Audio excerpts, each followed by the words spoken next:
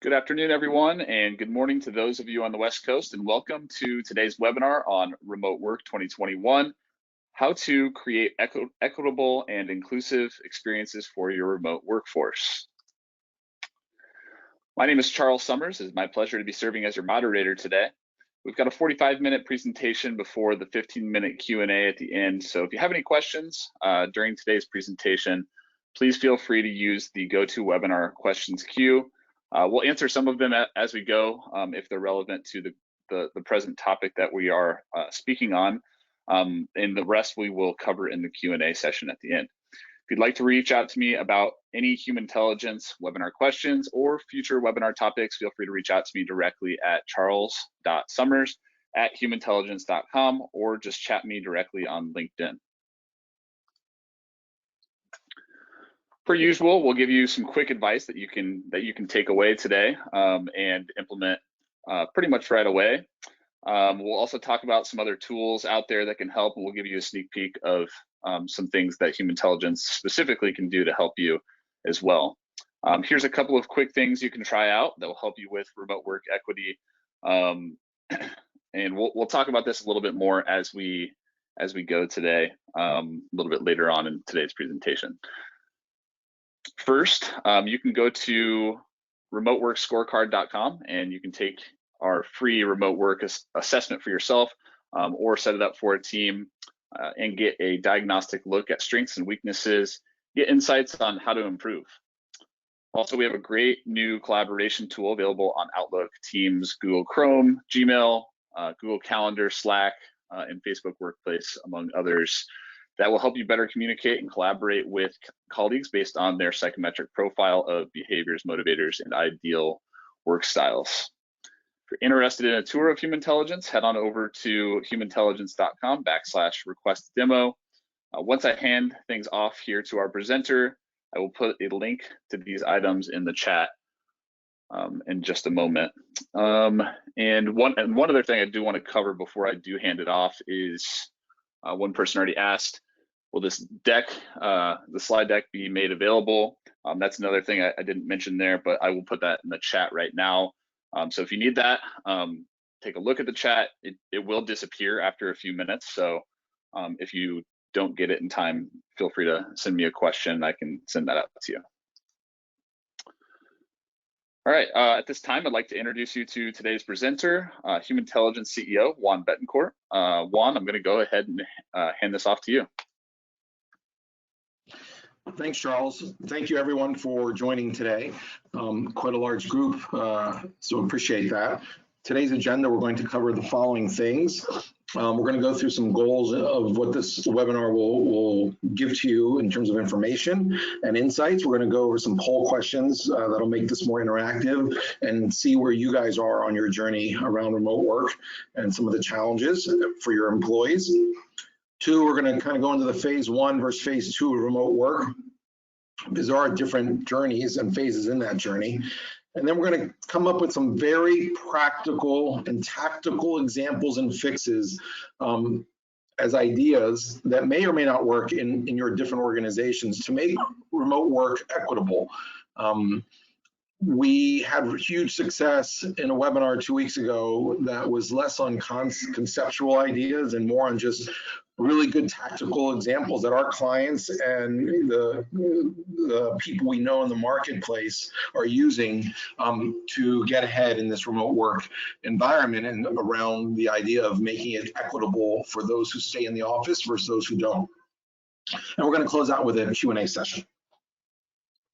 So first off, our goal today is provide you with insights on how to provide equitable experiences for your remote work employees versus those that might be hybrid and still at work.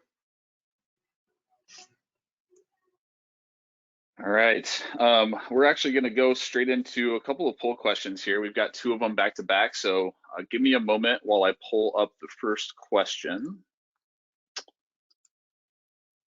All right, I'm going to launch that. So you should start seeing it here populate in just a moment.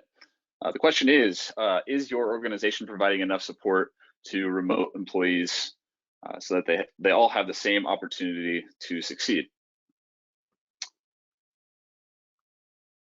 right, we'll give it about 20 more seconds here. Answers are yes, no, and not sure.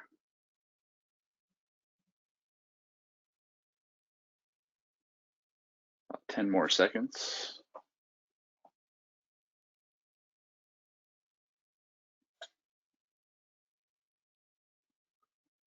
All right, I'm going to go ahead and close it up here and share the results. Okay, so yeah, so for the most part, most of you said yes. You are providing enough support to remote employees so that they have the same opportunities to succeed. 52% of you said yes, 15% said no, 33% said not sure. Juan, did you want to provide any insights to this? Yeah, I think the not sures, I mean, if your organization is supplying support for remote workers, different than if they were at work, to make it more equitable, that 33% actually people would know that they are. So I think in this one, you can make a safe assumption that you can combine that, and basically it's split in. So that's a large number of people who, and probably this call, ways to making remote work more equitable, because at the end of the day today, and what we found with other surveys we've done with our clients, half of the marketplace, half of companies and HR groups are still grappling with what do we do to make it more equitable. Cool. All right, I'm going to move on to the next poll here.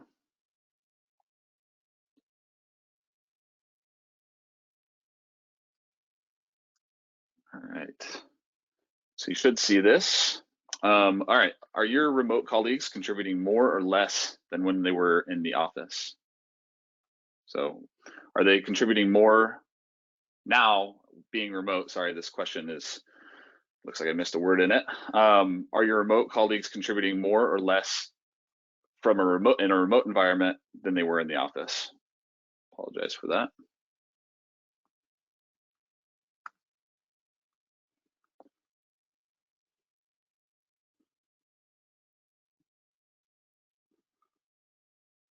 About 10 seconds.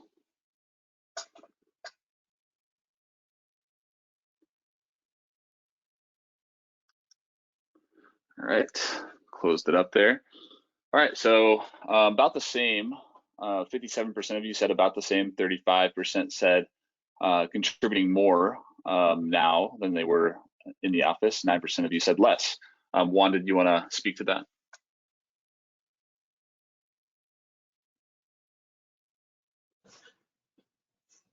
I think it's hard to deduce anything from this. It's contribution and productivity still is kind of the big question mark. And so I think that's kind of captured in the almost 60%. People feel it's about the same. I think results over the next 2 years will show really if productivity went up or down during this time. So I think this is also consistent with the ambiguity around, you know, productivity and contribution now that people are remote. Cool. I'm going to go ahead and hide the results and get back to the presentation here.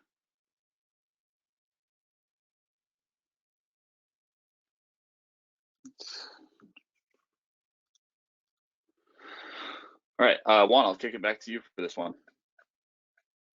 Great, thanks, Charles. So some of the initial insights that researchers have found on remote work is that it kind of breaks down into 2 phases. Phase 1 was kind of the shock and awe, you know, in Q2, April, May, June of last year, where everyone was just struggling with how do we connect? How do we do this where we're not in the same office? And so it was all about technology platforms for communication, like video. We've seen the rise of Zoom, right? Which who would have known 5 years ago? Zoom would be used more in a day than words like hello and bye. And also chat functions. So we've all moved to either Microsoft Teams, Workplace by Facebook, Outlook, Gmail, and Zoom and WebEx and some of these other technologies. However, what research has now found is once everyone got up and running, you know, kind of, getting in a car from point A to B. And then you had to figure out which route, which path you wanted to take to optimize that trip. Did you want to go over the mountain that was bumpy, or do you want to go in a smooth, quick road that's scenic but takes 2 hours longer, right? So collaboration is different than connection, right? And so what they've realized is remote work, and most of you on this webinar are now in that second phase of the journey, right? It's 7 to 10 months in. It's no longer what technology we're going to use. Everybody has that. It's how can we really improve collaboration? Some call that also productivity. And what tools are out there to enhance current technology to give employees this more productive and equitable experience, because some employees don't want to go back to work, even though some companies have said it's okay to come back to work. And so what is out there to allow for an equitable experience for those who are at home working versus those who do come back to work? All right, so I'm gonna jump in here. We've got 7 scenarios that we've set up here for the presentation today. So we're going to go through basically 7 scenarios that are not equitable or inclusive.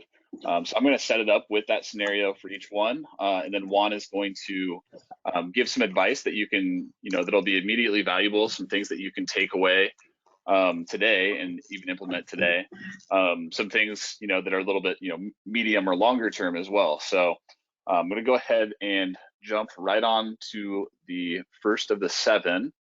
Okay, so the hybrid video meeting. So consider a situation where you are having a meeting with 9 other coworkers. 5 people are in a conference room, 5 people called in from remote locations.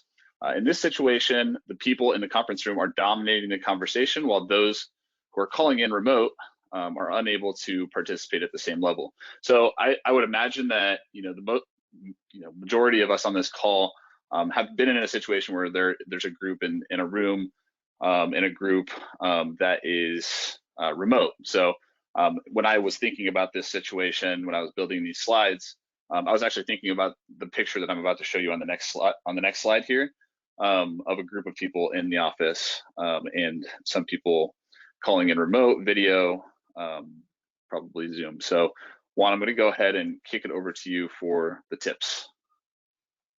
Great, thanks, Charles. So for this hybrid video meeting, and I think that image you presented is perfect, Charles. Not sure where you found it, but we've all now been in situations, it seems, where you have your 5 to 10 people on remote video and the rest in the office or in the room. So some tips to make it more equitable would be the following. Make sure that there's an agenda so everyone's prepared. Often when you walk into a meeting, people will start to talk about, hey, what are we meeting about? And the agenda kind of is off the cuff and done right before the meeting in person.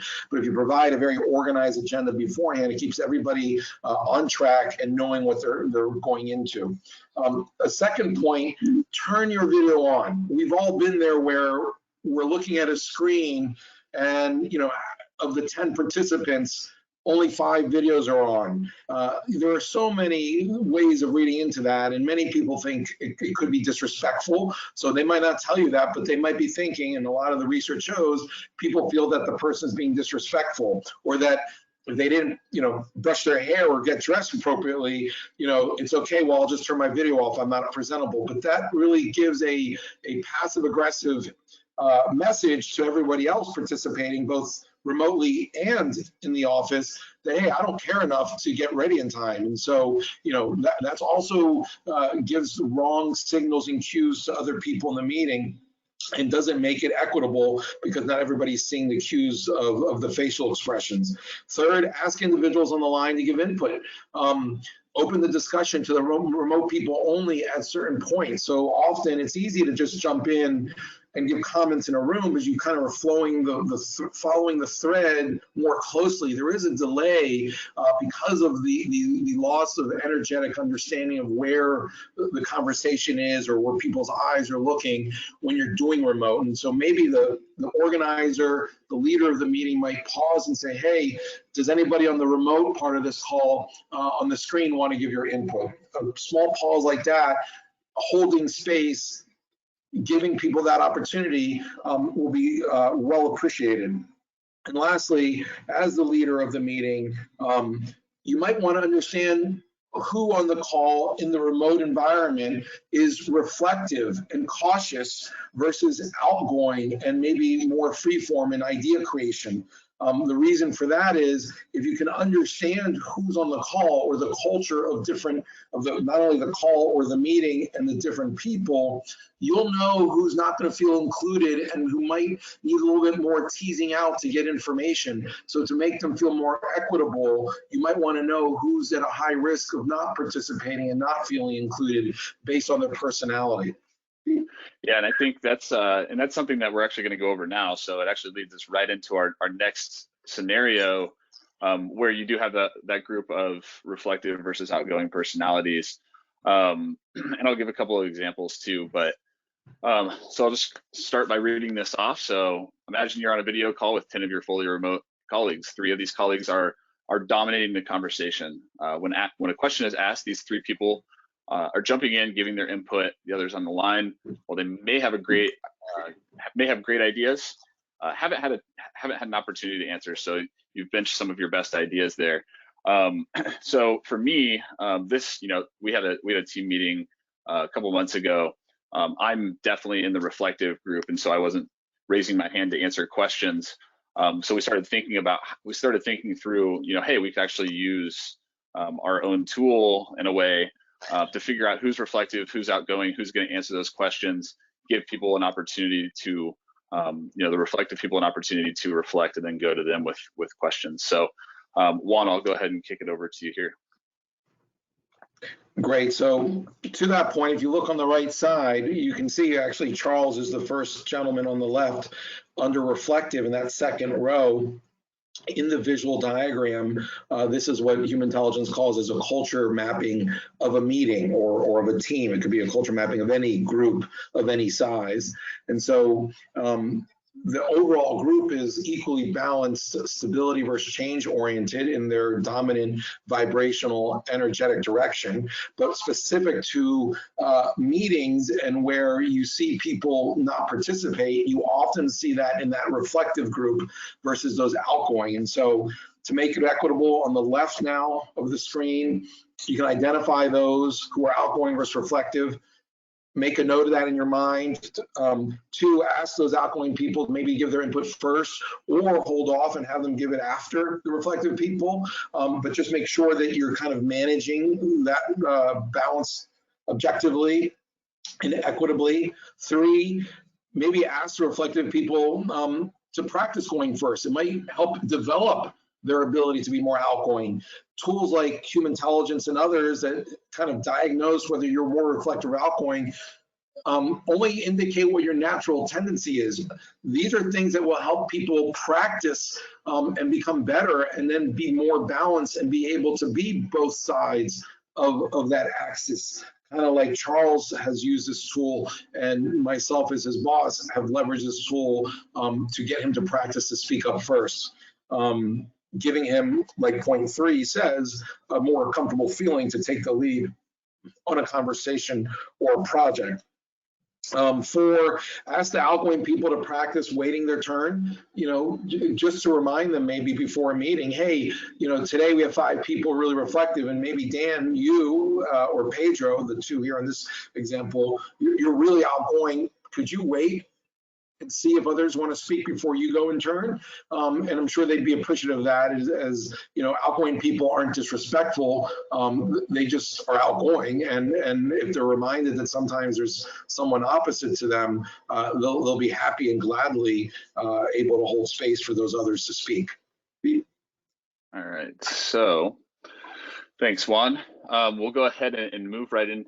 We've got a lot of questions coming in, so that's great. We'll have a great Q&A session at the end. We'll go ahead and continue working through these. So number 3 here is the meeting with another department. So, this could be remote, this could be in person. When I was building this slide, I was thinking through, when you're working with somebody from another department, you're the only one on your team. And you've gone into another department's meeting, and you're all working remote. So keep that in mind while I work through this. So While cross collaboration with another team can be a great way to get everyone on the same page, in a remote work situation, there could be less rapport across teams. Think of a situation where you could be a marketer going into a sales meeting with 9 people, or vice versa. You're likely to get steamrolled in that conversation in a way. So Juan, I'll go ahead and kick that back over to you. Great, thanks, Charles. So when meeting with another department, if you're that remote worker, for example, on the visual, Aaron Fay could be that remote worker working with a team called Humantelligence Team D, which could be a different department. Some tips to make it more equitable would be the following. Maybe for that team to give that remote person who came solo the opportunity to speak first, so they don't feel that they're different from the rest. If some of the other people have a chemistry and an energy that seems almost overriding to their thought process and their ideas. The Harvard Business Review from April of 2019 has a great article around cover page around cascading thought and the culture factor, where if you have too many people in a meeting or in a department, when someone else comes to work with them, there's this cascading thought that the person who's alone would actually hold their thoughts if out of the gate they feel that they're the only solitary thinker in a certain way. So maybe have that solo person speak first and give their ideas first. Second bullet point, maybe invite other people from the team for support, even if they're not presenting or participating in a significant way. Just having them there does help some people feel more comfortable if they're also from their group when visiting a new department. Try to work on more cross-functional projects and goals together. Those tend to create a bond, a connection, and a collaboration that supersedes differences. So that's another tip to make things more equitable, to try to create more cross-functional projects and goals now that people are working remote. Lastly, as you can see from the visual on the right, that fourth bullet point, if you have access to a tool like Humantelligence, you can actually understand specifically what that person's cultural differences are with the team. So at Humantelligence, there are 3 things we measure, which we didn't come up with these. Every psychologist and industrial psychologist agree.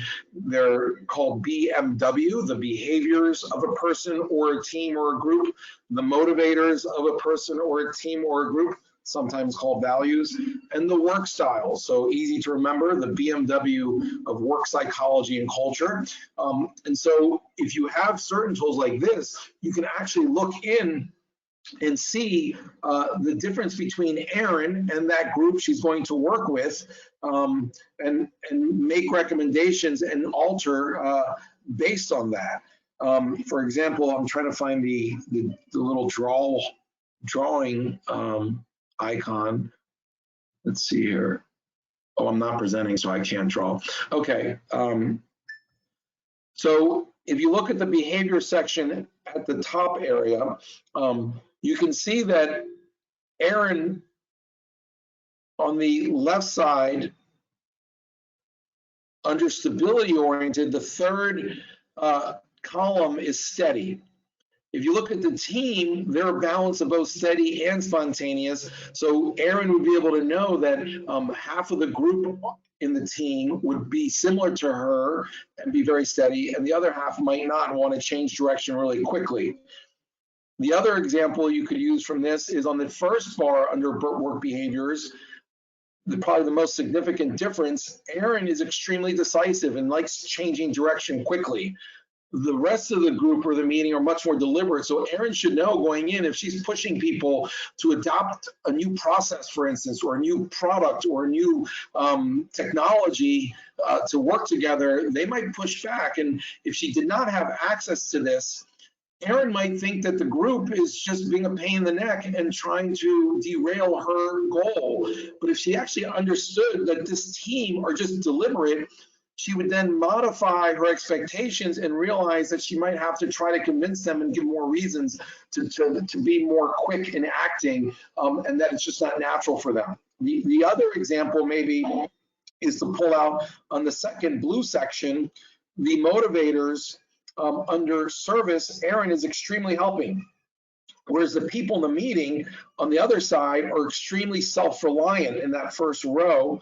And so that shows that Erin might be trying to corral everyone to work together, and she gets energy from that. She enjoys it. Obviously, it's harder to do remote. So, but this other team, you know, they're more self-reliant. They may not appreciate all of Erin's helping gestures and ways of trying to get people to work together, and that could really cause some friction. The last thing that you could pull from this insight around the person's cultural fit or misfit with the team is the second to last bar under the topic of motivators. She is very service oriented, whereas the team is much more financial security motivated, which maybe she would, you know, throw out an idea to give tickets to a football game or to anybody's kids who like ballet, because maybe she's on the board of the city ballet, to incentivize them to do something. And so knowing what motivates people and maybe how you're different also helps you influence and get what you need out of a meeting and make it more equitable, understanding those things. Yeah, and I think, Juan, this is a good time to take a little pause too, because we've got some good suggestions coming in through our questions, and we've got quite a few questions as well. So I'm going to read off. I'm actually going to read off a suggestion that I got from somebody in the audience. Okay, so a suggestion that I have that I've tried for soliciting input. Draw a table and place all participants at a seat at the table. Distribute in advance. When looking for feedback, pick a person to start, go clockwise or counterclockwise. Be sure to do your seating chart strategically with introverts, extroverts. Start with different people at the table. So I think that that's actually really interesting, and something that I'll maybe use with my team, based on, you know, the reflective versus outgoing. Could even use that within that table. So definitely some good insights there. All right, so I'm going to go ahead and move on. If you don't have anything else to add to that point, Juan, I will go ahead and move on to the next one. No, that's a great idea. And by the way, for anybody on this webinar, if you have other ideas, we're collecting them from our clients, our partners, to continually update this presentation and give it a couple months from now. So feel free to chat with Charles, things that your company or that you are doing to make work more equitable, remote or hybrid, or meetings more equitable. So thanks very much for that great idea and the other ones that are coming in. Perfect. So we're going to go on to a more kind of more generalized scenario here. So just basic lack of rapport and connectedness. So, you know, if you are remote, you've probably at some point thought, I haven't talked to that person or that team for a while. So let's face it, with current limitations of our communication tools, it's extremely difficult to maintain without feeling some level of tool burnout, like Zoom burnout. Everybody on this call has likely heard that before, especially if you were on our last webinar. This could lead to a variety of issues, from double work. So you're not talking to somebody, so you do the exact same project as somebody else, or you could be working on completely separate goals. And you know, your work could be driving in two completely separate directions. So a really wide range of issues that could present themselves based on lack of rapport or connectedness. Juan, I'll go ahead and kick it back to you here. Yeah, great. Thanks, Charles. So on the left here, before we get to the right visual, some tips that we've heard from our clients and partners, and some that we use internally here at Humantelligence. First and foremost, nothing beats working with someone to get to know them, right? So try to find new opportunities to work with each other, you know, get out of your silos. That idea that I think it was in the 4-minute work week that was famous to make that book really take off. You know, don't ever eat alone at lunch, or maybe that was the book. Don't eat alone. Like, just when you go to lunch, I did this at Procter & Gamble my first 3 years when I worked in Cincinnati for them out of college. They encourage you at every lunch just to go and sit next to random people. and find opportunities to connect. And it really helps build camaraderie and connection and community through an organization, despite someone being from research and development and supply chain and finance and marketing. And so, find those opportunities, go out of your way to make those connections. 2, keep an open line of communication via those workplace chat tools, or set up one-on-ones. And so we at Humantelligence have a couple of Slack channels for different things, whether it's on product development, company wins, if we do a win, to praise somebody. Nobody wants to, raise their hand and say, hey, look at me, I did this great thing. What a great idea one of our team members had to create a channel to praise others, so that if anybody's working and they wanted to say, hey, shout out, thanks to John Smith or Mary Klein or Javier Bloomberg, they did a great job for me or helped me out. That's a great way of kind of opening lines of communication that sometimes you only see physically at the office. Try to set up one-on-ones, even if you don't know what the challenge or the problem that you'll need to work with somebody on. Just put on the calendar a 30-minute touch base Zoom video every week. And what you'll find is that might be less disruptive than in the middle of the week when you need somebody to try to schedule it. 3rd bullet point, invite people's unique perspectives to join a brainstorming session. It's easy, as we saw, for example, in the political cycle that just ended, thank God, to just want to hear and read and listen to your own opinion, voiced by those that agree with you. And whether you're on the left or right, it seems to be the same problem. Don't let that creep into your business and your work, where you're only trying to get opinions of those who support your initiatives. Complexity is something that all companies go through, and having different perspectives helps solve the most complex problems. Our politicians should take a page out of that book. I think we would all agree. 4th bullet point, try out these digital workplaces, cloud-based file sharing. There's a ton of new technology that's getting funded by venture capital that's allowing people to recreate what it feels like to be in the office, but doing it all remote. And it's more interesting and dynamic than just your 2-dimensional Zoom call or Microsoft Teams call. So go out and research and try to find some of those tools. Also, you can use common project management tools like Asana across the company. Before, it might be easy to walk into somebody's office and have everybody connected. If you have a question on what's due when, just pop your head in and say, hey, when was that due? Now everybody's far away and you're not seeing each other, and you're not just reminded by seeing someone's face, oh yeah, they wanted me to get that to their desk by X date. It might be worthwhile researching these project management tools now that you're all working remote. In terms of hackathons, hackathons are a great way as well to connect and keep rapport. Now, the image on the right, this is a tool that Humantelligence has called EQ Everywhere, where if you go into a calendar, I think many of us do this, when you go into a meeting in a calendar, if you don't know the presenter or you don't know somebody in that meeting, you're probably looking them up on LinkedIn, even if they're at your own company, to see who is this person, what have they done, what common interests do we have. You're trying to find those points of connection that will make that interaction more rich. Well, that's everything around what someone's done. Imagine being able to do that with who you are. Imagine finding out through a tool internal to your company called EQ Everywhere, where you can click on the name in the calendar. So the first plane of the calendar with the colored scheduled meetings, you click on a meeting, it would pop up then that thing that says Kurt and Charles, join Zoom meeting. You see the 2 check marks, Charles and Kurt. Well, I've never met Kurt, and it's just the 3 of us. I want to get to know who he is better. I checked him out on LinkedIn, went to a similar sized college as me from the Midwest. Okay, great. Let me click on his name, and now it'll pop up his business personas, that he's a maverick, a scholar, a dynamo. You can also see what that really means by drilling down on those. It'll give me, if I click on tips for communicating with Kurt, 4 bullet points on how best to communicate with him, how best to influence him if I click on the next tab.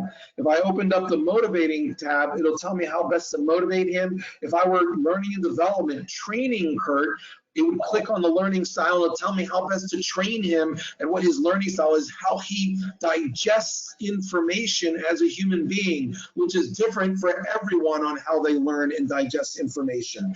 This is emotional intelligence, where companies now can provide these collaboration tools where through Gmail, through Outlook, through Microsoft Teams, through calendars, you can get great insights on who someone is to make that connection and a rapport be optimized so you can collaborate better. All right, so brings us to our next one here. Speed and quality of projects. You are managing a team of 3 people. Person 1 is completing their projects on time with higher quality than the other 2. You ask yourself why. You know that person 1 has been using project management software to track their progress and has a nice home office setup. Juan, I'm going to kick it back to you here. So some tips in that scenario to make things more equitable: maybe provide stipends for equipment. So kind of a either per month or a reimbursable by receipt for equipment that someone no longer has at the office that they can now have at home. We've also heard examples where one company had a lot of employees living in a certain neighborhood, and they literally invested in a copy machine and fax machine, one of the top of the line, to put in the person's house in this kind of like outhouse that they use as their office. That with a code key pass that anybody can go and use it in that neighborhood who worked for that company. So really creative ways of sharing costs and proximity of people who work at the same company. You can use these stipends and reimburse people for screens, wireless keyboards, mouse, stand-up desks, headphones, everything to get them up and running so they can be as productive as they were in the office. And that would make it more equitable. To actually expect employees to cover those costs is unfair. Second bullet point, maybe get everyone using a project management-like tool that we talked about in the previous tactical slide to manage deadlines, connect work to goals. So Asana, Monday, there's several out there. They're all pretty good from what we understand.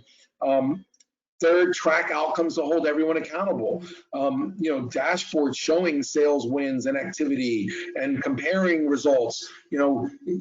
People shouldn't feel that as pressure, although some might. But if everybody's doing their job and everybody's aligned on the goals and the KPIs to reach those goals and what success looks like, there's no problem to showing where everybody is. And conversely, what if all the remote people who many people think, oh, they're probably not working as hard, often is a false perception, now are in these trackable dashboards showing that they're outperforming and doing better. Maybe the company will learn with facts and measurable results that moving to remote work actually leads to more productive employees.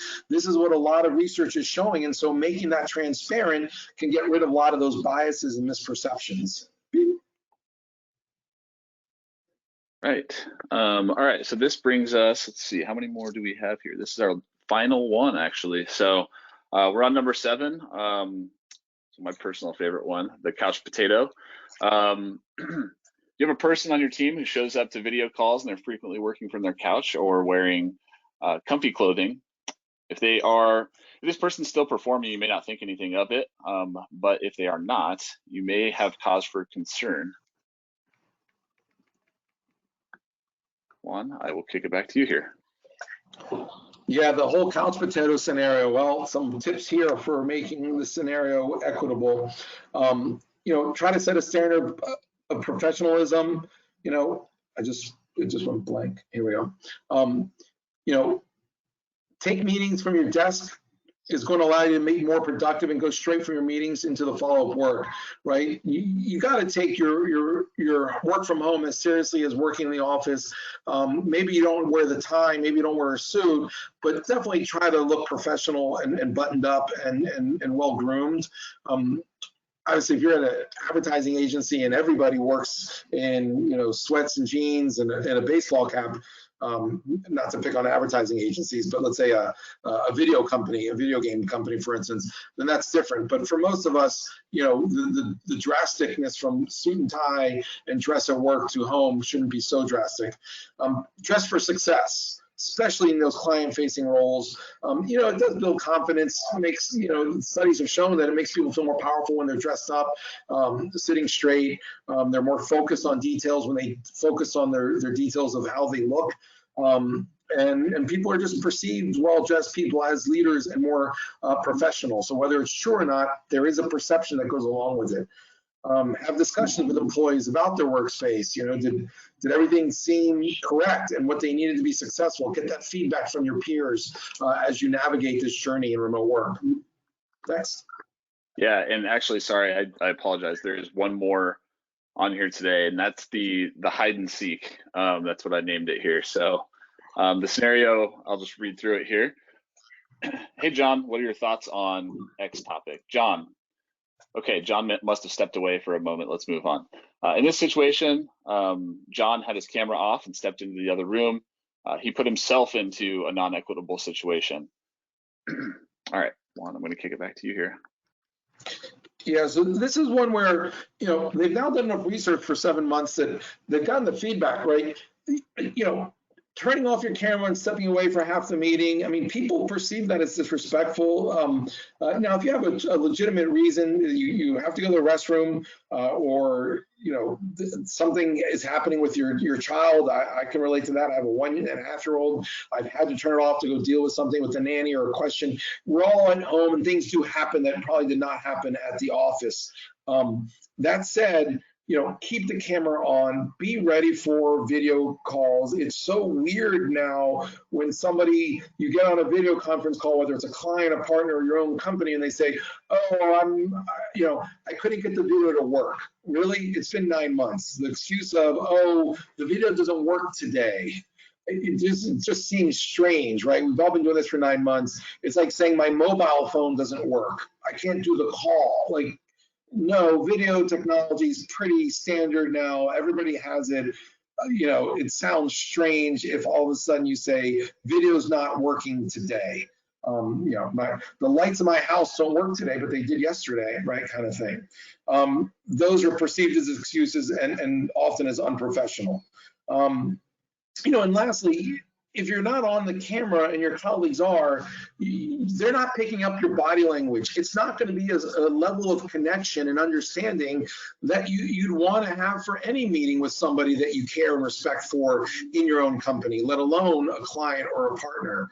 And so if you really want to be equitable, give all the energy and the visuals and the cues that lead to the best interaction possible, and that is being on camera.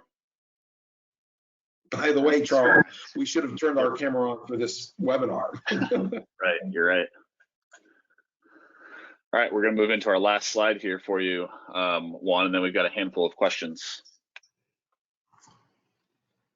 So some last tips that we presented in our last presentation a few weeks ago, and some we use, some we don't, but we've heard from our clients about all of these that have gotten a lot of great traction. Daily stand-ups where people on a team, everybody you get on a video Zoom, just literally 5 people, 10-minute call, everybody just says in 1 minute what they're most excited to accomplish during the day or their biggest challenge, right? Just 1 minute connects everybody in the morning and kind of gets the troops kind of running in the right direction and understanding what everybody's working on. 2, virtual special events, celebrate birthdays, celebrate, onboarding a new employee virtually. It's better than not at all, and it keeps a sense of community.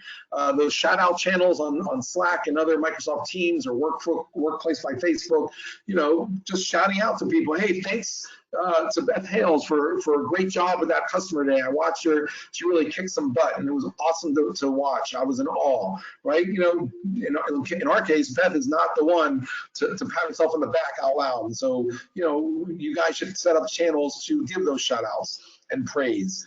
Monthly executive updates. I give every month an email update to all my employees, even the guys, working all night long on our code down in Colombia and Bogota and Cali. They don't see the light of day. They're working so hard all night long, and they don't see the customers. They don't see our salespeople. So it's good for them to know what's happening from the CEO or from the divisional head on these monthly executive updates, either in writing or in person on a Zoom. Obviously, every manager should have a one-on-one meeting with their direct reports every week, and it should be on the calendar. You wouldn't have to reschedule it every week. Be efficient, just schedule it 30 minutes. If you need more, then you'll schedule more time. Using a remote work diagnostic tool like the Humantelligence tool here on the right, you can see as a leader your team culture and how it is against a ideal remote work team culture, and then you can look at each employee and who might be struggling with remote work and spend more time helping develop them and why and how they can work better remotely than others that might not need that support.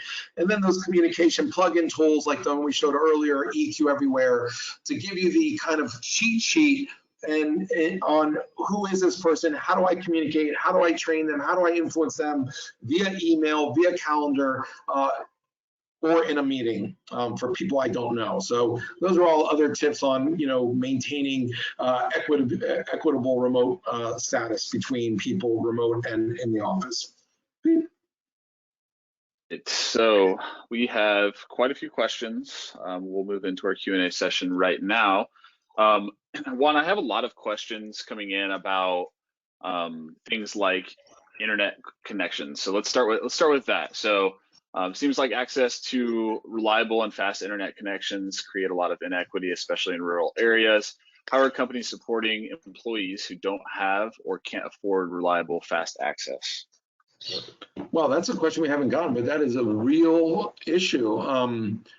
It's kind of like the COVID vaccine. They did a study in Miami that the poorer neighborhoods only have 4% vaccinations for older people, and the richest zip code in the country out of the whole United States is a place called Fisher Island, and they actually already have 57% vaccinated. 57 to 4, rich neighborhood versus poor neighborhood. I can totally see that question that was just asked. Same thing, the technology in a rich neighborhood versus that in a low poor neighborhood or rural neighborhood wouldn't be the same. I don't have an answer on what's being done by the government or companies to address that, because it's hard for a company to build, the telecom network to increase that modem speed or Wi-Fi capability. Charles, can you take that down as a research item that we can look up into and send out to the group by next week? Yeah, absolutely. Okay, all right, so let me pull up a different question here on a similar topic. All right, I have several employees who refuse to use webcams for a variety of personal reasons. What is your guidance on how to manage this solution or this situation? I want to respect everybody's individual differences while still ensuring equitable participation. What's your just, they said they're just curious on what the practice is with this best practice. Yeah, first and foremost, you cannot mandate people to do the video. I think that could get you in some hot water. But if you point out how frustrating it is for others to deal with that and how it may be perceived as disrespectful, just point out all those reasons that why it makes sense to have it on. And, someone who really cares about their job and their company and their peers will hear those reasons. And unless they really don't care and they're really selfish, they'll turn their video on. At the beginning of COVID, we had that issue at my company. We're 20 people, and there was like 12 people when cameras are off. And it started with 1 or 2, and then 3 or 4, and it was kind of like, oh, well, if they don't have to, then I don't have to, right? And it kind of spread. And finally, I said, hey, you guys, I'm not going to mandate it, but if you really care about our company and getting, connected and being collaborative and seeing each other and listening and focusing, and then it's important and it's up to you. And now we have 100% of videos on. I've never had to mandate it. I've just pointed out the obvious that when people do that, it's pretty clear you're not really there. let people's actions dictate perception. And you can also take a survey. That's another data point. If you have a standing meeting of 10 people or just meetings all the time, take a survey of the team. Hey, does everybody feel that everybody's participating equally and equitably and making the commitment to be on camera? And if not, who do you point out on the group, on the team, in the company that could do a better job? If you get feedback that says people are annoyed by it, and that's kind of like 360 degree, like that's important. And if I were doing it thinking it didn't really bother people and it was just easier and more comfortable, but then my manager said, hey, Juan, we surveyed the company and 20 people work with you and 14 are quite offended and feel that you're not really focused and really caring, I think I'd turn my camera on if I got that data and that feedback. Yeah, and one person in the audience had one answer for the internet access question earlier, but I'll just read it off here. So for internet access, we've opened up our 2-office for appointment only use for projects requiring fast speed. So just one option there. I know not everybody has the ability to reopen their office just yet. So all right, let me go into a different question here. All right, I am interested in the dynamic where leadership will likely be co-located on site and most employees will be work from home. Could you speak to that inequity and how employees could impact that from bottom going up? My connection dropped, Charles. Could you repeat that? I'm sorry. Sure, no problem. All right, so I am interested in the dynamic where leadership will likely be co-located on site and most employees will be work from home. Could you speak to that inequity and how employees could impact that from the bottom going up? Yeah, so actually I've talked to several leaders who are in that situation. They feel it's inequitable that they actually have to be at work all day, 5 days a week, and that the rest of employees get to be at home. Often this is a case of the grass is greener. There is no perfect scenario, and being forced to be in the office when many employees can work from home by choice is just as frustrating for that leadership. But it is obvious that leaders, to optimize in their level of commitment and compensation, quite frankly, are willing to make that sacrifice and be in the office.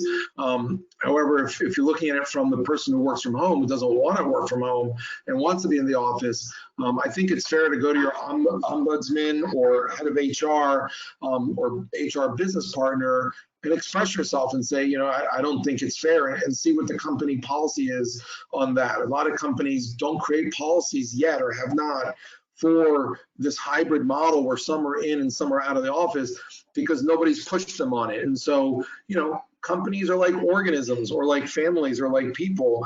And until they're pushed and see that there's a problem that's been voiced, they might not have the right answer, but they need that to get them there. And so I would recommend to voice your concern if you feel it's inequitable either way, from home or being forced to work at the office. Okay, all right, yeah, so I've got another one here. We have time for a couple more. And so here's another answer to the internet issue as well. So this company provides hotspots for employees with low bandwidth. Also, she mentioned that the Biden administration is going to be offering stipends to homes with either no internet or low bandwidth. So keep an eye out for that. That's great to hear. Thank you. All right, give me just a moment here while I pull up another question.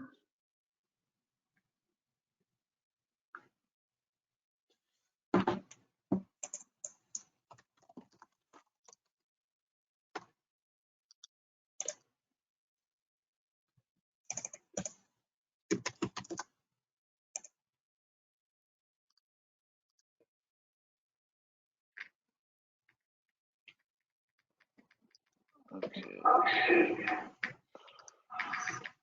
All right, so I'm going to answer one here myself. So one question is just to me directly about the webinar recording and the slides. So just so you know, you will get the slides and the recording in a follow-up email from me. It'll either come out this afternoon or tomorrow morning. just so you know you have that. All right, Juan. So I'm going to take our last question here. Wouldn't you say it's a problem with equity if the C and D suite gets to go, but only select M&A level employees? FaceTime with management is valuable. Let's see, I can't. That's similar to the other question around, the executives being able to go to the office and the other Right, employees yeah. not. So that's similar. I think we kind of addressed that. Yep, sorry, I misread that. But clearly it is an issue. I mean, that has not been resolved yet. And I think a lot of companies do need to hear what their employees feel about that, because as you can see, there's a lot of frustration that creates. Not everybody thinks that's a good solution. Okay, so let's move on to a different one here. And I actually just had another one come in too. All right, standards of professionalism can be often a synonym for exclusion. What if an employee lives in a studio apartment or shares an apartment with many roommates? So they have to work in their bedroom, or not perfect backdrop, or noise canceling type office. Can you provide some insights on some tips for that situation? I think, Charles, you read about a lot of technology and logistics of working remote. Did you come up with any good examples of and unique ways of solving that unique situation? Yeah, I mean, the one that comes to mind for me right off the bat is some of our Humantelligence employees use green screens. So, if you can't afford one, or maybe ask your employer, or provide that option for your employers or for your employees. But we use green screens, a lot of us, just to kind of take the background out of our video. So that's one thing. Noise canceling headphones for me are a must, for sure. So I would definitely, if I were to make a couple of investments in technology or office, I think those things are great. So green screens, noise canceling headphones. For me, I really like my microphone. So I do a lot of webinars. So sometimes on these webinars, I'll do my AirPods if I'm using my my stand-up desk, or I have a podcast mic as well. So I feel like both of those things are really helpful. And then lastly, a ring light. I have a ring light. It's like $10 on Amazon, but it just helps. Helps the just the lighting in the room when I am on camera. So definitely, all of that stuff combined is probably like $100, $150 total. Yeah, actually, and the lighting, actually, that's a great point. One of the most common complaints people have using video conference technology is that people set up their lighting where it's behind them, or that the bright light, that their window is behind them. If you could figure out a way of setting up your desk or your laptop or your lighting, or get a movable light, so that when you're on a call, the light's hitting your face, it does no good to see a dark figure and just light behind them. That's quite frustrating. It's as good as just turning off your video, right? Which means not very. So that's a good point, Charles, about the lighting. I'd forgotten that. We read a lot about that when we researched this topic and talked to our clients. Perfect. So we're actually out of time. So we're going to bring this webinar to an end. So I just want to thank you, Juan, for coming on and helping me present today. And big shout out to, we had about 300 people join us today. So thank you, everybody who was able to jump on the webinar today. Definitely make sure to check out some of those tools that I mentioned earlier, and we will see you on our next webinar. Thanks. Thank you, Charles. Thanks, everyone.